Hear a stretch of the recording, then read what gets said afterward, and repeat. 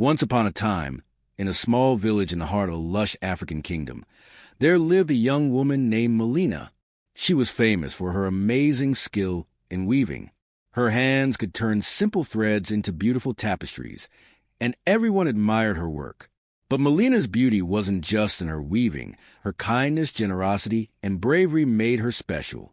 She was a loving daughter-in-law to her mother-in-law and was well-liked by everyone in the village.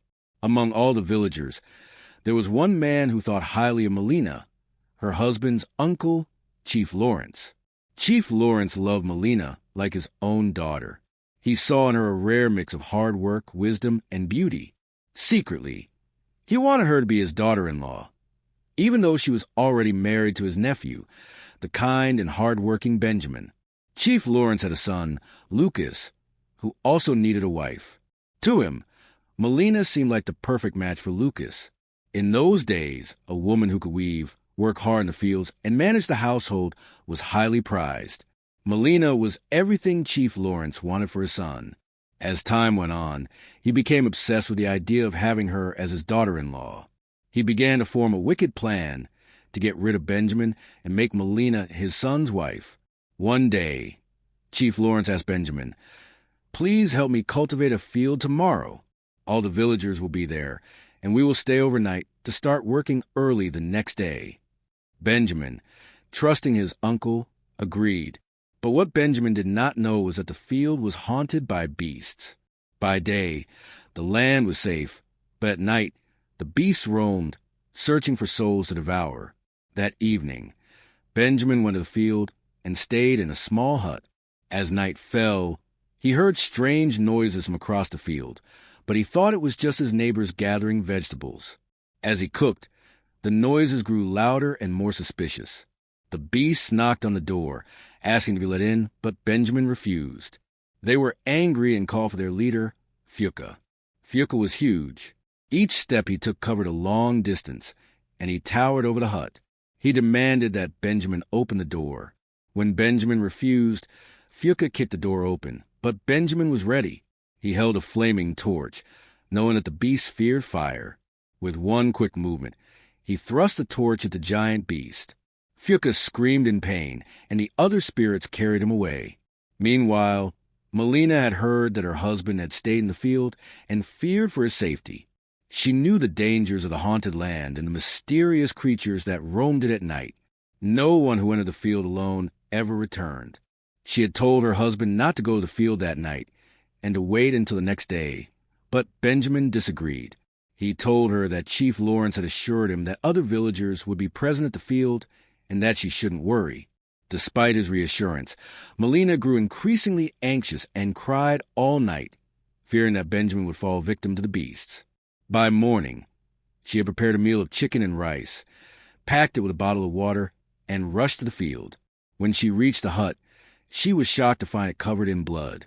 But to her amazement, Benjamin was still alive. She hugged him tightly, relieved to see him safe. After they ate together, Benjamin told Melina what had happened the night before. He was not sure if he had killed Fuka, but they followed the trail of blood left by the giant beast. The trail led them to a spot where the blood stopped, and there they found a chameleon and a butterfly. These were the creatures Fuka had turned into during the day to live among the villagers.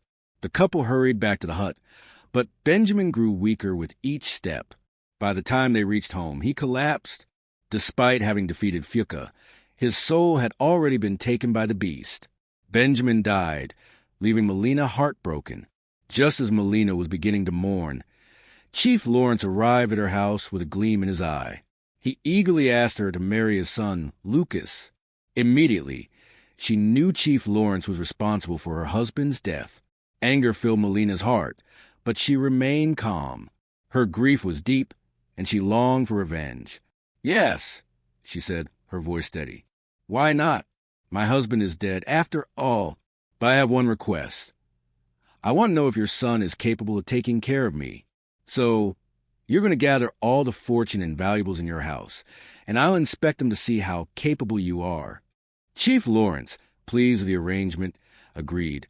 He and his family quickly gathered their wealth, cattle, and household items, placing it in the house for Melina to inspect.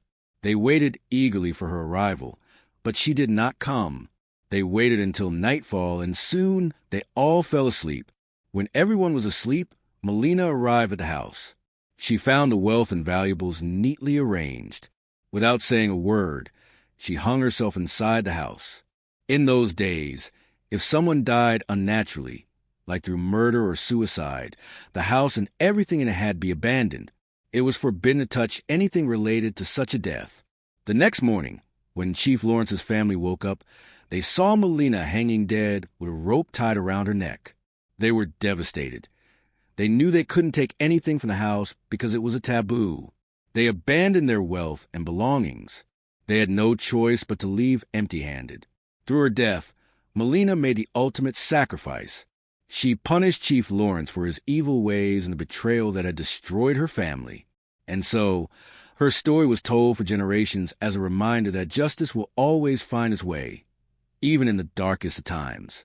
Moral of the story: justice and revenge are often intertwined, but actions driven by anger can have lasting consequences.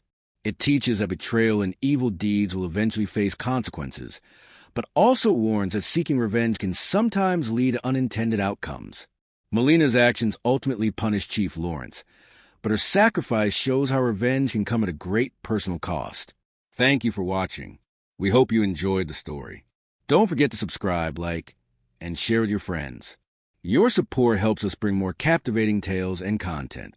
Stay tuned for more, and feel free to leave your thoughts and comments below.